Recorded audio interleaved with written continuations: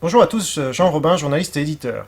Alors comme certains d'entre vous le savent peut-être, je me suis fait gravement insulter, me sont traités d'abruti par Jean-Luc Mélenchon, c'était à la manifestation que je couvrais pour mon média Enquête et Débat, et j'ai interviewé tout un tas de personnalités et de militants de base, et c'est le seul à m'avoir insulté, alors que je lui posais la même question qu'aux autres, et donc je n'ai pas voulu lui répondre sur le coup parce que je me serais très certainement énervé. Donc là, le temps est un peu passé et donc je voudrais vous passer un message et lui passer un message éventuellement. Bah, c'est relativement secondaire étant donné qu'à son âge, je pense que les messages ne passent plus, mais c'est simplement le rouleau compresseur qui déroule. Et en bon petit dictateur qu'il est, il va continuer sur sa route jusqu'à sa mort et ne jamais écouter les conseils qui lui seront donnés. Mais je vais quand même les donner pour par naïveté sans doute. Alors, il se trouve que je me suis fait rarement insulter dans ma vie, publiquement en tout cas, et récemment, je me suis fait insulter par deux personnalités qui ont beaucoup de choses en commun, à commencer par leur stalinisme, enfin leur goût pour le communisme en général et tout ce qui en découle, c'est-à-dire l'autoritarisme, le fait d'écraser l'autre sous le poids du collectivisme et des intérêts d'une dictature supposée du prolétariat. Alors le premier c'était Alain Soral, c'est un secret pour personne, et le second, mais lui il y a des relents antisémites un peu plus clairs, enfin très clairs d'ailleurs, alors que dans le cas de Mélenchon on ne se connaît pas, et au bout de 30 secondes il n'a pas pu s'empêcher de me traiter d'abruti.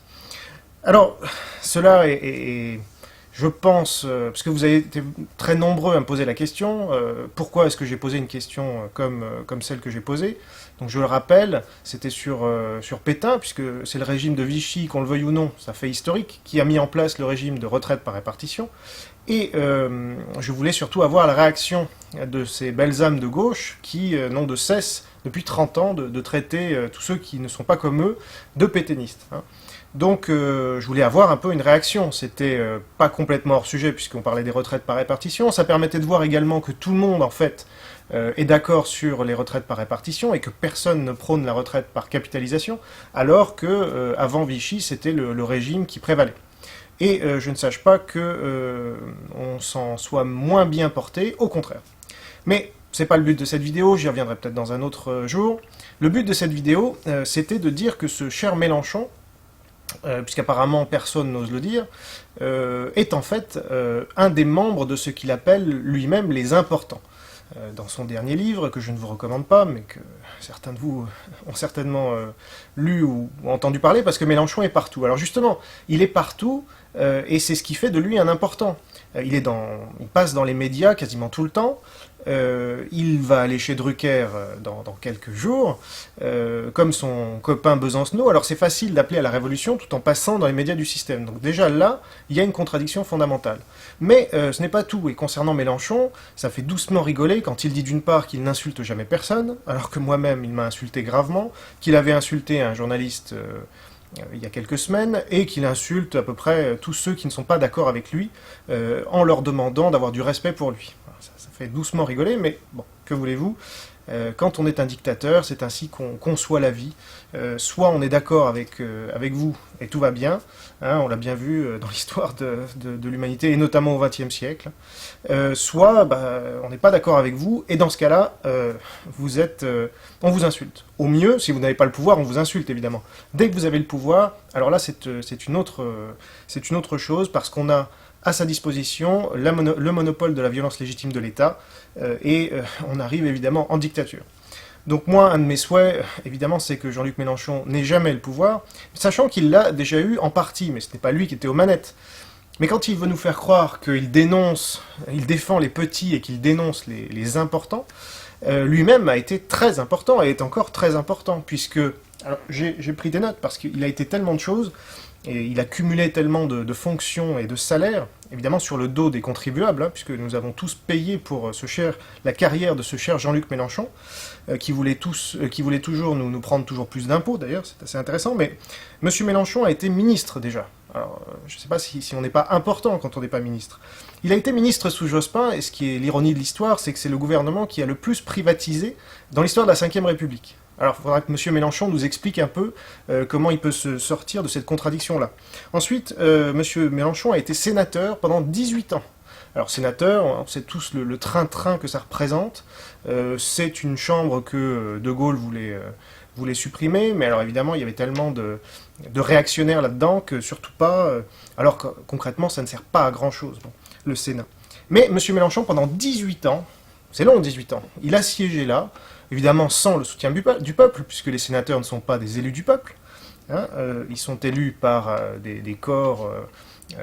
des corps constitués, donc ça n'a rien à voir avec la démocratie en tout cas.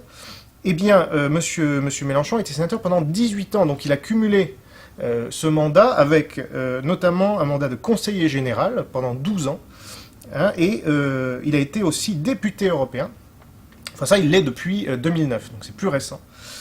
Et puis, pour finir sur cette note, et vraiment voir que Mélenchon est une supercherie, je dirais même encore pire que Soral, c'est que M. Mélenchon a été secrétaire national du Parti Socialiste, hein, qui a été quand même au pouvoir.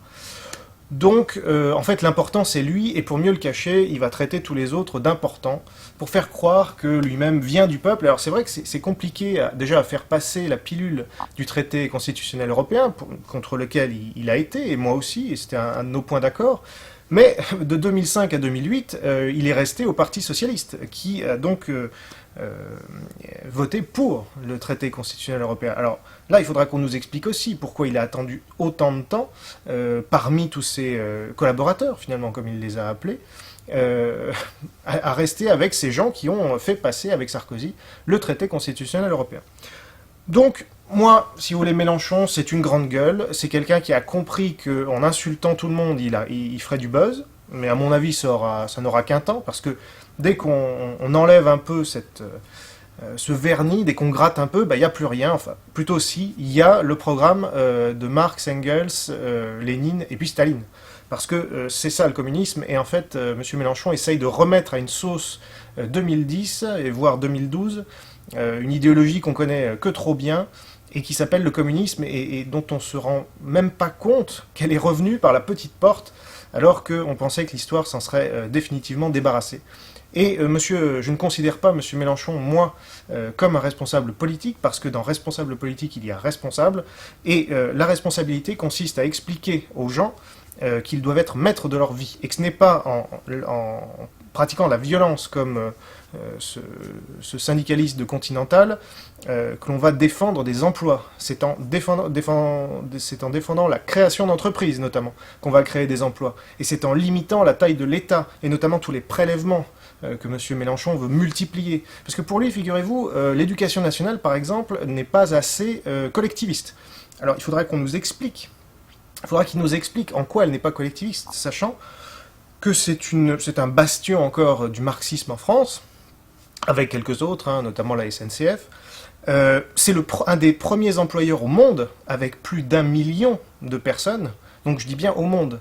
Alors là, M. Mélenchon, on aimerait bien l'entendre là-dessus, mais bizarrement, les journalistes ne l'interrogent pas là-dessus. Ils préfèrent l'interroger sur « Ah, vous n'aimez pas les journalistes, vous les insultez, etc. » Mais voilà en quoi il a bien compris le système. Ils sont quelques-uns comme ça. Le Pen était un peu de la même manière. Il se disait toujours victime des médias, mais il y passait tout le temps. Moi, j'attends le moment où Mélenchon va commencer à dire « Ah, je suis censuré dans les médias ». Et alors, la liberté d'expression, qui est un des combats qui compte le plus pour moi, on n'a jamais entendu vraiment M. Mélenchon sur ces questions-là, pas plus que sur la sécurité réellement.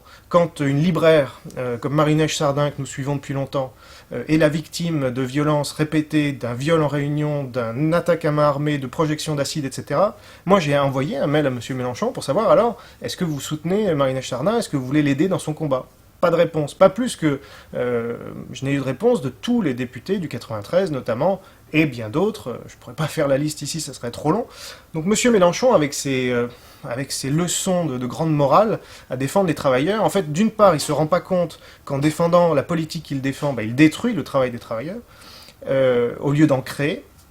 Et en plus, il maintient des conditions de travail à la chaîne, notamment là où l'économie, si elle était libre, se serait débarrassée de ces travaux qui ne sont pas dignes de l'être humain, justement, depuis longtemps, et qu'en fait, le salariat en lui-même, qui est une sorte d'esclavage, là je rejoins tout à fait les marxistes là-dessus, eh bien le salariat devrait disparaître, et cette dictature réelle du salariat devrait disparaître avec l'évolution du capitalisme, et si l'État n'était pas toujours là pour protéger des sous-emplois sous-qualifiés, eh bien des emplois emploi justement digne de l'être humain, où on réfléchit, où on peut aussi exercer en indépendant en travail manuel, comme plombier, dont on a beaucoup besoin aujourd'hui et qui manque énormément. Alors là, M. Mélenchon, on l'entend plus, hein, parce qu'il n'a pas vraiment d'argument. Lui, il préfère maintenir sa clientèle de gens exploités et de faire croire que ceux qui les exploitent sont en fait les patrons, alors que les patrons n'ont qu'un seul but, c'est de faire du profit, c'est pas d'exploiter leurs salariés. Bon, et pour faire du profit, en théorie, il ne faut pas exploiter ses salariés. Voilà. Mais ça, Mélenchon, ça le dépasse. Enfin, on l'a pas entendu sur monsieur Galinier, alors Monsieur Mélenchon. Comment vous expliquez que ce vieil homme ait été en prison alors que pendant ce temps, l'agresseur d'Uriage ait été libéré?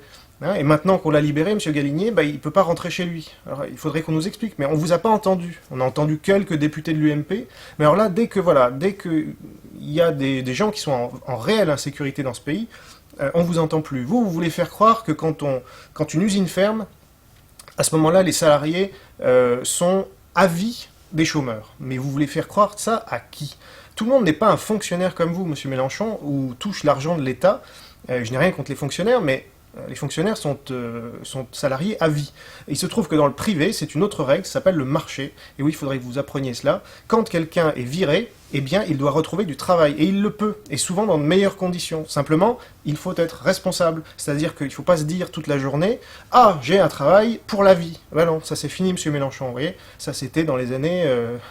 dans les années 70 encore, 60-70. Eh bien, vous datez de cette époque, mais il faudrait un peu vous réveiller, parce qu'aujourd'hui, il y a des conditions de travail qui s'améliorent de plus en plus, les ouvriers à la chaîne sont de moins en moins nombreux, les agriculteurs, aujourd'hui, travaillent dans de meilleures conditions, et c'est pour ça aussi que votre électorat disparaît, puisque ce sont des gens qui ont un niveau de vie plus élevé qu'avant. Quoique les médias veuillent vous faire croire, et vous utilisent pour nous faire croire, parce qu'en fait, si vous êtes une des personnalités politiques les plus invitées aujourd'hui dans le pays, c'est parce que votre discours colle très bien en fait à ces médias qui diffusent une idéologie, on va dire, communisante, parce que, si on prend l'exemple de TF1, Bouygues et l'État ont des intérêts, et l'intérêt de l'État, c'est de maintenir son emprise sur la sphère public, et pour cela, il y a des gens comme vous, dont le but est de se faire élire et réélire et toujours élire,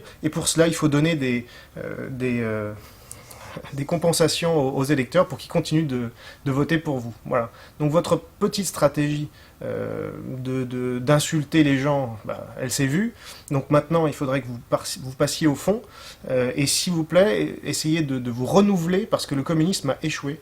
Voilà, les murs sont tombés. Et donc, si vous essayez d'en reconstruire, nous serons là pour vous en empêcher. Au revoir.